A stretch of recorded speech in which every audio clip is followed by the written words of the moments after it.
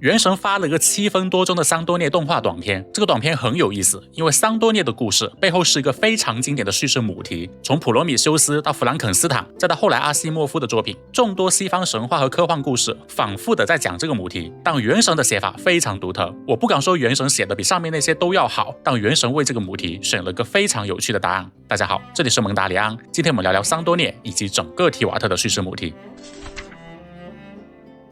我们先来看看桑多涅这个动画短片讲了什么。短片的内容可以分为2个部分，桑多涅和阿郎的回忆，以及桑多涅在愚人众的生活。阿郎即约当，枫丹科学院的创立者，也是桑多涅的创造者。桑多涅跟他一起生活的时候，阿郎一直问他同一个问题：你想要的是什么？你的愿望是什么？但桑多涅回答不了这个问题，因为他是个人偶，他是个机器人，他接受命令而不是自主行动，他没有自己的想法。直到阿郎死去，他都没能回答这个问题。阿郎死后，桑多涅加入了愚人众，他加入愚人众或许是为了研究资源，但我们至今不知道他的研究目的是什么。或许他其实没有目的，因为他并不知道自己想要什么。他的能力是做研究，所以失去阿郎之后，他唯一能做的就是继续研究，所以他去了能提供最多研究资源的地方，也就是愚人众。愚人众的生活倒是比在阿郎身边精彩很多，有个讲话十分含蓄的女同事唱歌给自己听，还有茶会。动画短片里为我们展示了女士去蒙德前他们举行的最后一场茶会，没想到还是个睡衣茶会。之前提过达达利亚有时候会来参加茶会，现在我知道为什么了，因为茶会上可以打架，而且强度还不低，这个第3席直接被杠倒了。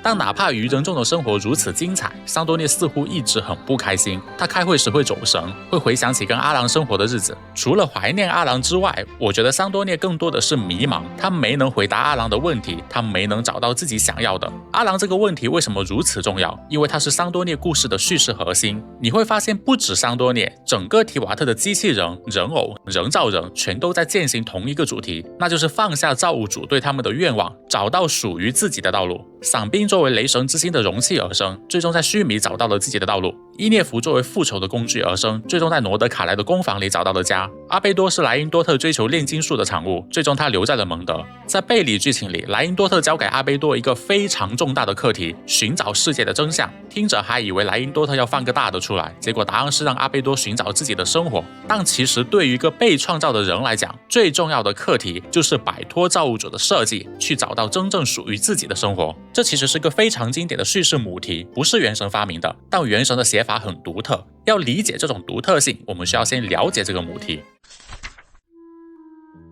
这个叙事母题在西方神话和科幻故事中有几个不同的分支，一个是普罗米修斯情节，表达的是人类摆脱自己造物主的限制，获得自由的故事；另一个是弗兰肯斯坦情节，表达的是人类恐惧自己的造物会脱离自己的控制。从1818年玛丽雪莱写下弗兰肯斯坦的故事，至今200多年，这个主题被众多作品反复的讲述。但你会发现这2个分支是矛盾的，人类想要摆脱自己的造物主，但又对自己的造物摆脱自己抱有恐惧。著名科幻作家阿西莫夫在1940年代意识到这个问题，于是他决定反弗兰肯斯坦情节。阿西莫夫笔下的很多作品都在表达人类的造物拥有跟人类同等自由的权利，所以原神的写法可以说接近阿西莫夫的理念，但有一个很突出的点，很多反弗兰肯斯坦情节的作品，造物的自由是需要自己争取的，他们需要跟造物主斗争，在斗争中证明自己的主体性，才能获得自由。但原神里的造物主选择了放手，他们主动给了造物自由。雷神放手了伞兵，利安哥解放了伊涅弗，杜林从安雅的手中接过了笔，续写自己的故事。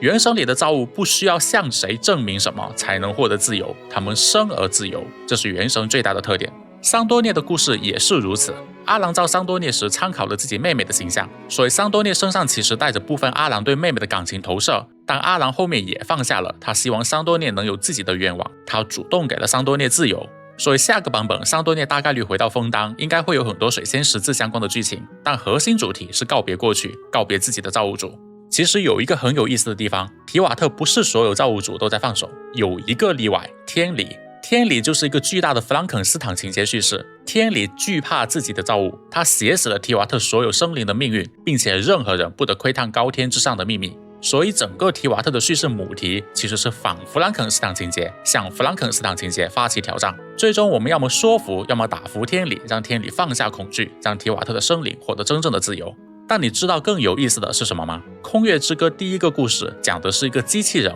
靠着造物主留下的最后的密钥，原地复活，走向全新人生的故事。而空月之歌最后一个故事是另一个机器人复活，靠着造物主留下的最后的遗产，走向全新人生的故事。这想必一定是个巧合吧。